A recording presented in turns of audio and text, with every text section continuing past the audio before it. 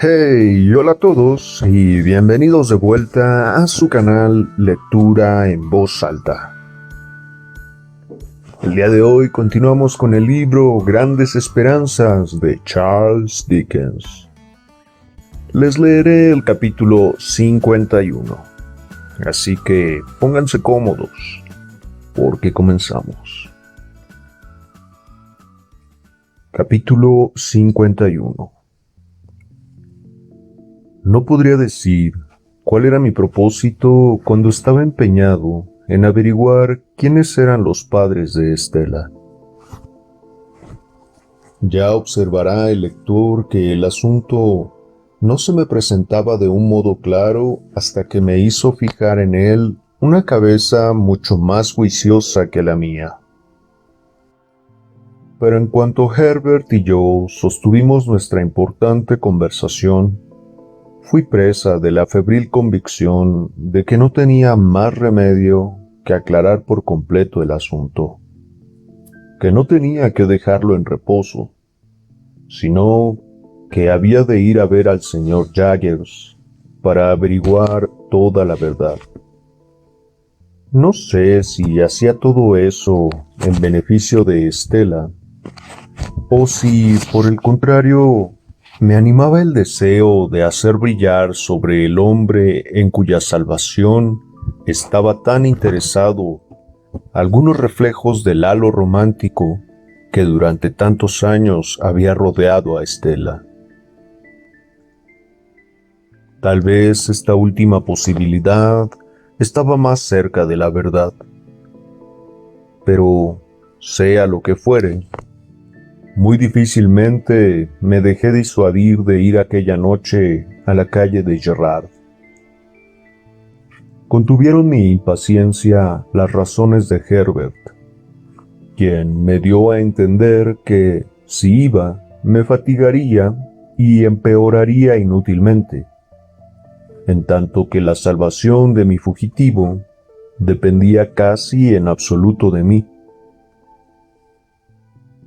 Y diciéndome por último que ocurriese lo que ocurriese, podría ir al día siguiente a visitar al señor Jaggers, me tranquilicé y me resigné a quedarme en casa para que Herbert me curase las quemaduras. A la mañana siguiente salimos los dos, y en la esquina de las calles de Smithfield y de Giltspur dejé a Herbert en su camino hacia la City para dirigirme hacia Little Britain.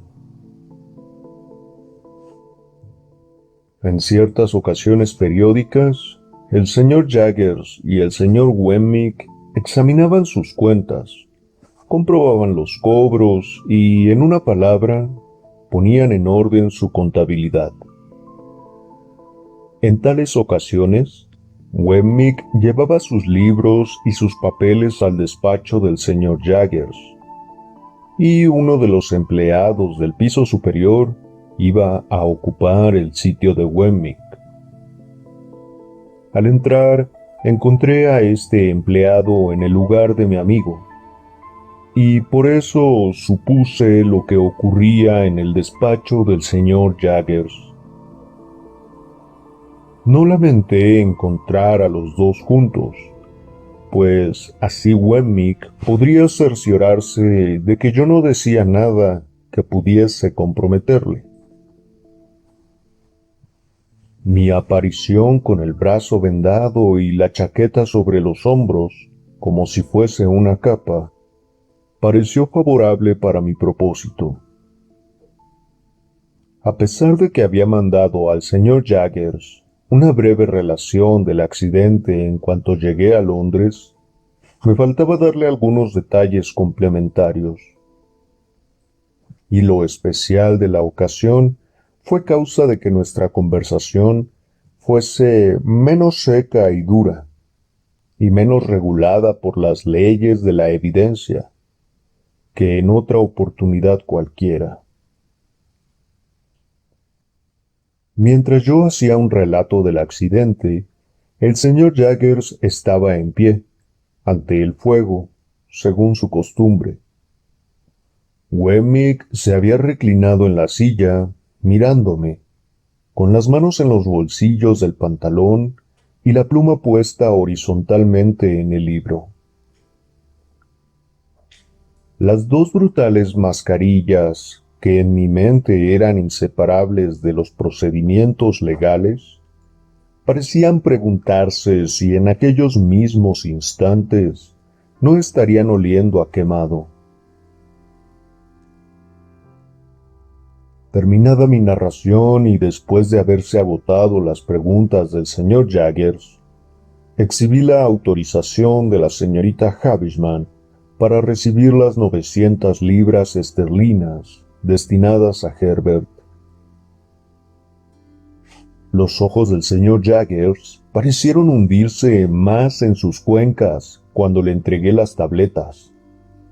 Las tomó y las pasó a Wemmick, dándole instrucciones para que preparase el cheque a fin de firmarlo.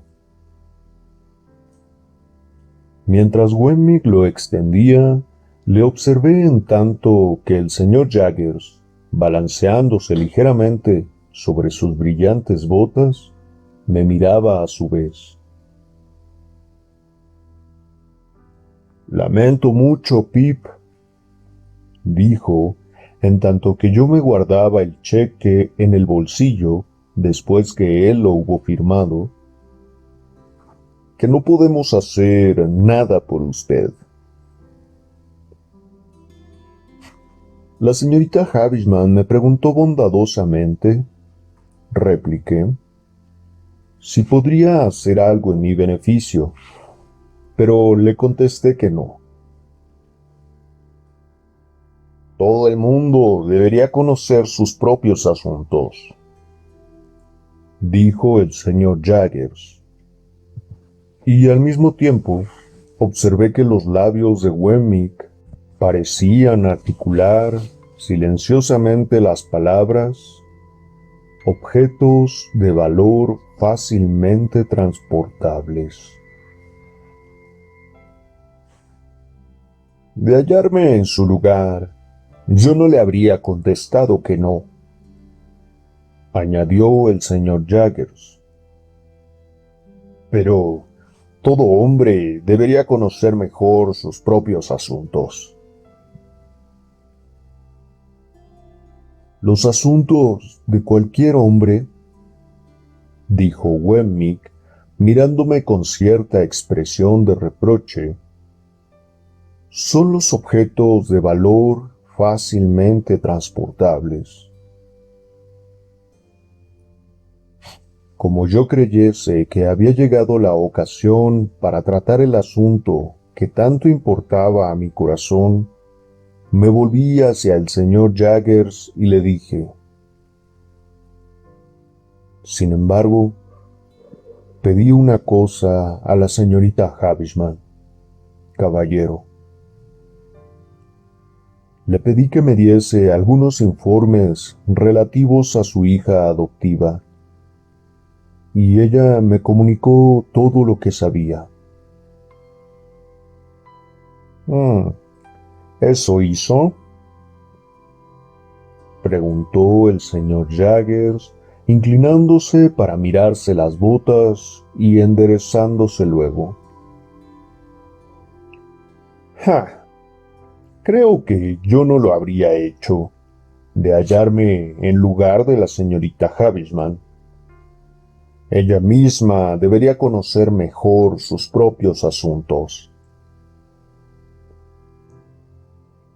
Conozco bastante más que la señorita Havisham la historia de la niña adoptada por ella. Sé quién es su verdadera madre. El señor Jaggers me dirigió una mirada interrogadora y repitió, ¿su madre? He visto a su madre en los 3 últimos días. ¿De veras?, preguntó el señor Jaggers. ¿Y usted también, caballero?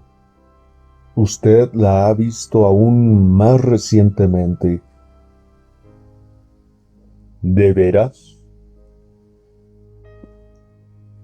Tal vez sé más de la historia de Estela que usted mismo, dije.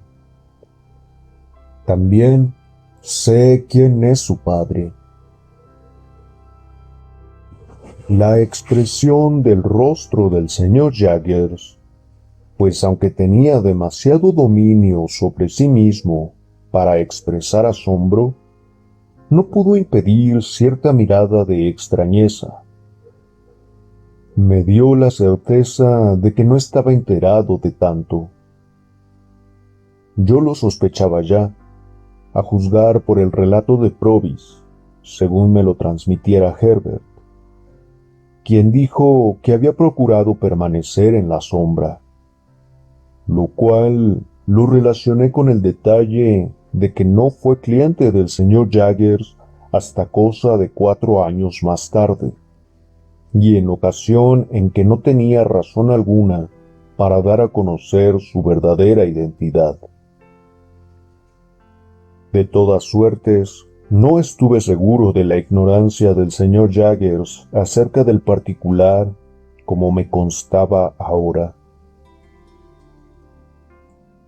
De manera que, ¿usted conoce al padre de esa señorita, Pip?, preguntó el señor Jaggers. Sí, contesté.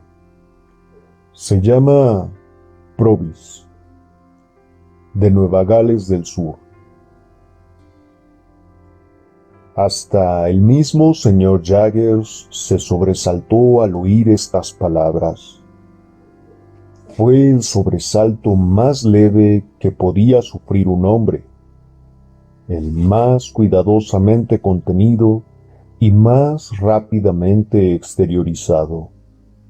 Pero se sobresaltó, aunque su movimiento de sorpresa lo convirtió en el que solía hacer para tomar su pañuelo.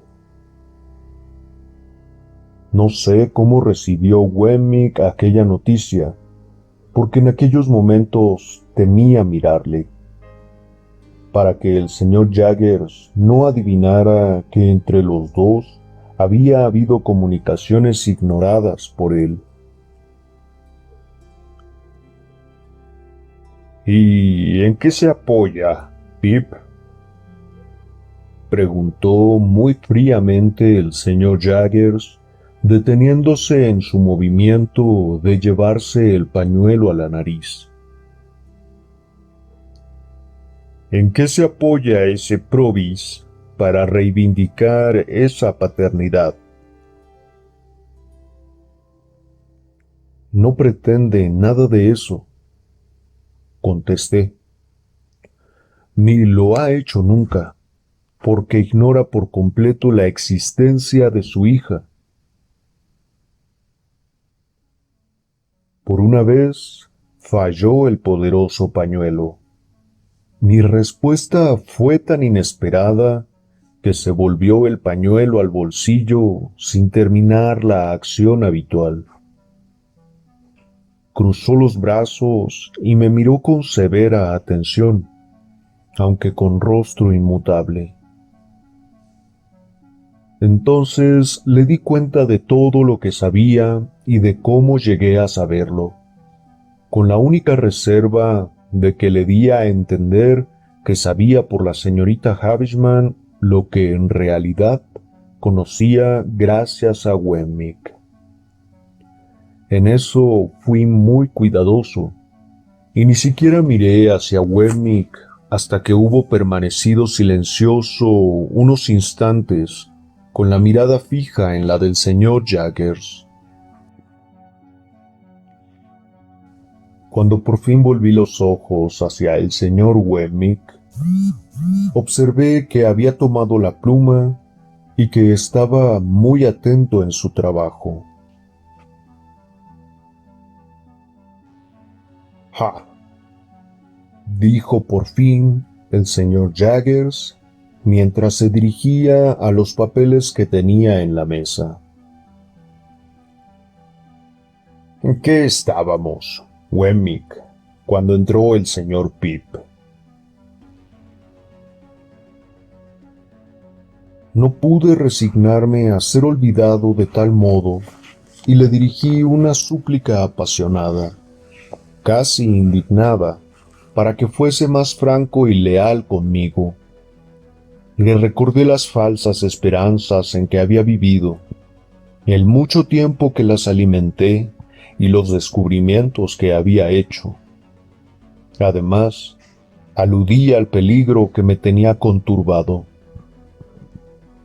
Me representé como digno de merecer un poco más de su confianza por su parte, a cambio de la que yo acababa de demostrarle. Le dije que no le censuraba, ni me inspiraba ningún recelo ni sospecha alguna, sino que deseaba tan solo que confirmase lo que yo creía ser verdad. Y si quería preguntarme por qué deseaba todo eso y por qué me parecía tener algún derecho a conocer estas cosas, entonces le diría, por muy poca importancia que él diese a tan pobres ensueños, que había amado a Estela con toda mi alma y desde muchos años atrás, y que, a pesar de haberla perdido y de que mi vida había de ser triste y solitaria, todo lo que refiriese a ella me era más querido que otra cosa cualquiera en el mundo. Y observando que el señor Jaggers permanecía mudo y silencioso, y en apariencia tan obstinado como siempre, a pesar de mi súplica, me volví a Wemmick y le dije: Wemmick, sé que es usted un hombre de buen corazón. He tenido ocasión de visitar su agradable morada y a su anciano padre, así como conozco todos los inocentes entretenimientos con los que alegra usted su vida de negocios.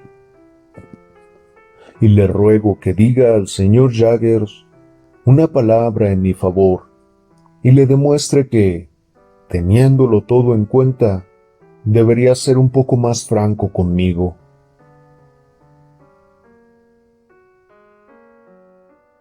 Jamás he visto a dos hombres que se miraran de un modo más raro que el señor Jaggers y Wemmick después de pronunciar este apóstrofe. En el primer instante llegué a temer que Wemmick fuese despedido en el acto, pero recobré el ánimo al notar que la expresión del rostro de Jaggers se fundía en algo parecido a una sonrisa, y que Wemmick parecía más atrevido. ¿Qué es esto?, preguntó el señor Jaggers. ¿Usted tiene un padre anciano y goza de toda suerte de agradables entretenimientos? ¿Y qué?, replicó Wemmick. ¿Qué importa eso si no lo traigo a la oficina? Pip, dijo el señor Jaggers poniéndome la mano sobre el brazo y sonriendo francamente. Este hombre debe de ser el más astuto impostor de Londres. Nada de eso, replicó Wemmick envalentonado. Creo que usted es otro igual. Y cambiaron una mirada igual a la anterior, cada uno de ellos recelando que el otro le engañaba. ¿Usted con una agradable morada?, dijo el señor Jaggers. toda vez que eso no perjudica en nada la marcha de los negocios, replicó Wemmick. Puede usted olvidarlo por completo. Y ahora ha llegado la ocasión de que le diga, señor, que no me sorprendería absolutamente nada que, por su parte, esté procurando gozar de una agradable morada cualquier día de estos, cuando ya se haya cansado de todo este trabajo. El señor Jaggers movió 2 o 3 veces la cabeza y positivamente suspiró.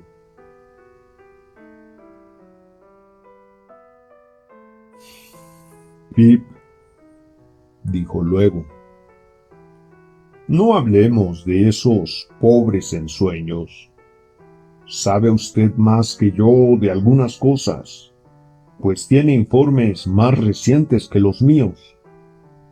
Pero, con respecto a los demás, voy a ponerle un ejemplo, aunque advirtiéndole que no admito ni confieso nada. Esperó mi declaración de haber entendido perfectamente que, de un modo claro y expreso, no admitía ni confesaba cosa alguna. Ahora, Pip, añadió el señor Jaggers, suponga usted lo que sigue. Suponga que una mujer, en las circunstancias que ha expresado usted, tenía oculta a su hija, y que se vio obligada a mencionar tal detalle a su consejero legal cuando éste le comunicó la necesidad de estar enterado de todo, para saber con vistas a la defensa la realidad de lo ocurrido acerca de la niña.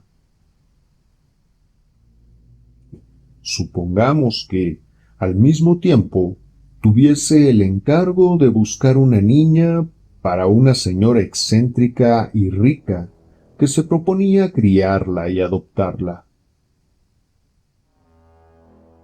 Sigo su razonamiento, caballero. Supongamos que el consejero legal viviera rodeado de una atmósfera de maldad y que acerca de los niños no veía otra cosa sino que eran engendrados en gran número y que estaban destinados a una destrucción segura. Sigamos suponiendo que, con la mayor frecuencia, veía y asistía a solemnes juicios contra niños acusados de hechos criminales, y que los pobrecillos se sentaban en el banquillo de los acusados para que todo el mundo los viese. Supongamos aún que todos los días veía cómo se les encarcelaba, se les azotaba, se les transportaba y se les abandonaba o se les echaba de todas partes, ya de antemano calificados como carne de presidio. Y que los desgraciados no crecían más que para ser ahorcados.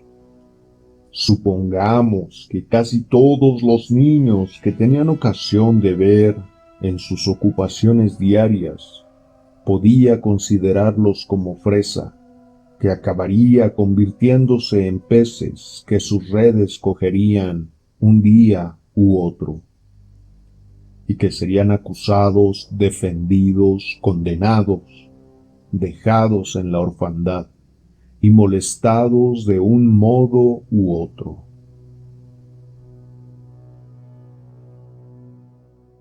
Ya comprendo, señor. Sigamos suponiendo, Pip, que había una hermosa niña de aquel montón que podía ser salvada, a la cual su padre creía muerta, y por la cual no se atrevía a hacer indagación ni movimiento alguno, y con respecto a cuya madre el consejero legal tenía este poder. Sé lo que has hecho y cómo lo hiciste. Hiciste eso y lo demás allá, y luego tomaste tales y tales precauciones para evitar las sospechas. He adivinado todos tus actos, y te lo digo para que tú sepas. Sepárate de la niña, a no ser que sea necesario presentarla para demostrar tu inocencia. Y en tal caso, no dudes de que aparecerá en el momento conveniente. Entrégame a la niña y yo haré cuanto me sea posible para ponerte en libertad. Si te salvas, también se salvará tu niña. Si eres condenada, tu hija por lo menos se habrá salvado. Supongamos que se hizo así y que la mujer fue absuelta.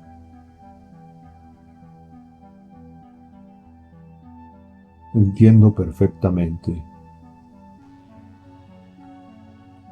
pero ya he advertido que no admito que eso sea verdad y que no confieso nada. Queda entendido que usted no admite nada de eso. Y Wemmick repitió, no admite nada. Supongamos aún, Pip, que la pasión y el miedo a la muerte había alterado algo la inteligencia de aquella mujer y que cuando se vio en libertad tenía miedo del mundo y se fue con su consejero legal en busca de un refugio. Supongamos que él la admitió y que dominó su antiguo carácter, feroz y violento, advirtiéndole cada vez que se exteriorizaba en lo más mínimo que estaba todavía en su poder como cuando fue juzgada. ¿Comprende usted ese caso imaginario? Por completo. Supongamos, además, que la niña creció y que se casó por dinero. La madre vivía aún, y el padre también. Demos por supuesto que el padre y la madre, sin saber nada uno de otro, vivían a tantas o cuantas millas de distancia, o yardas, si le parece mejor. Que el secreto seguía haciéndolo, pero que usted ha logrado sorprenderlo. Suponga esto último y reflexione ahora con el mayor cuidado. Ya lo hago. Y también ruego a Wemmick que reflexione cuidadosamente. Ya lo hago, contestó Wemmick. ¿En beneficio de quién puede usted revelar el secreto? ¿En beneficio del padre? Me parece que no, por eso se mostraría más indulgente con la madre. ¿En beneficio de la madre? Creo que, si cometió el crimen, más segura estaría donde se halle ahora. ¿En beneficio de la hija? No creo que le diera mucho gusto el conocer a tales ascendientes, ni que de ello se enterase su marido. Tampoco le sería muy útil volver a la vida de deshonra de que ha estado separada por espacio de 20 años y que ahora se apoderaría de ella para toda su existencia, hasta el fin de sus días. Pero añadamos a nuestras suposiciones que usted amaba a esa joven Pip y que la hizo objeto de esos pobres ensueños que en una u otra ocasión se han albergado en las cabezas de más hombres de los que se imagina. Pues antes de revelar este secreto, Pip, creo mejor que sin pensarlo más, se cortará usted la mano izquierda, que ahora lleva vendada, y luego pasará el cuchillo a Wemmick para que también le cortase la derecha. Miré a Wemmick, cuyo rostro tenía una expresión grave. Sin cambiarla, se tocó los labios con su índice, y en ello le imitamos el señor Jaggers y yo. Ahora, Wemmick, añadió Jaggers, recobrando su tono habitual. Dígame usted, ¿dónde estábamos cuando entró el señor Pip? Me quedé allí unos momentos en tanto que ellos reanudaban el trabajo, y observé que se repetían sus extrañas y mutuas miradas, aunque con la diferencia de que ahora cada uno de ellos parecía arrepentirse de haber dejado entrever al otro un lado débil y completamente alejado de los negocios en sus respectivos caracteres. Supongo que por esta misma razón se mostrarían inflexibles uno con otro. El señor Jaggers parecía un dictador, y Wemmick se justificaba obstinadamente cuando se presentaba la más pequeña interrupción. Nunca les había visto en tan malos términos, porque por regla general marchaban los dos muy bien y de completo acuerdo. Pero, felizmente, se sintieron aliviados en gran manera por la entrada de Mike, el cliente del gorro de pieles que tenía la costumbre de limpiarse la nariz con la manga y a quien conocí el primer día de mi aparición en aquel lugar. Aquel individuo que ya en su propia persona o en algún miembro de su familia parecía estar siempre en algún apuro, lo cual en tal lugar equivalía a Newgate, entró con objeto de dar cuenta de que su hija había sido presa por sospecha de que se dedicase a robar en las tiendas. Y mientras comunicaba esta triste ocurrencia a Wemmick, en tanto que el señor Jaggers permanecía con aire magistral ante el fuego, sin tomar parte en la conversación, los ojos de Mike derramaron una lágrima. ¿Qué le pasa a usted?, preguntó Wemmick con la mayor indignación. ¿Para qué viene usted a llorar aquí? No lloraba, señor Wemmick. Sí, le contestó éste. ¿Cómo se atreve usted a eso? Si no se halla en situación de venir aquí, ¿para qué viene goteando como una mala pluma? ¿Qué se propone con ello? No siempre puede el hombre contener sus sentimientos, señor Wemmick, replicó humildemente Mike. ¿Sus qué?, preguntó Wemmick, furioso a más no poder. Dígalo otra vez. Oiga usted, buen hombre, dijo el señor Jaggers dando un paso y señalando la puerta. Salga inmediatamente de esta oficina. Aquí no tenemos sentimientos. Fuera. Se lo tiene muy merecido, dijo Wemmick. Fuera.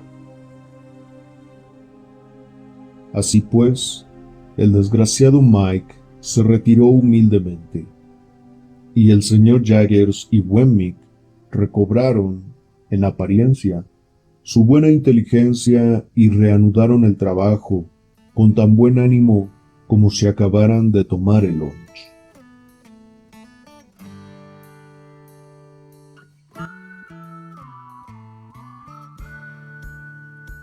Bueno amigos, este fue el capítulo 51 del libro Grandes Esperanzas de Charles Dickens. ¿Qué les pareció? Cuéntenme aquí abajo en la caja de comentarios. Y como les digo siempre, no olviden dejar un buen like, suscribirse y activar la campana para recibir notificaciones de los próximos videos. Un gusto leerles otra vez. Hasta acá su amigo de lectura en voz alta. Nos vemos.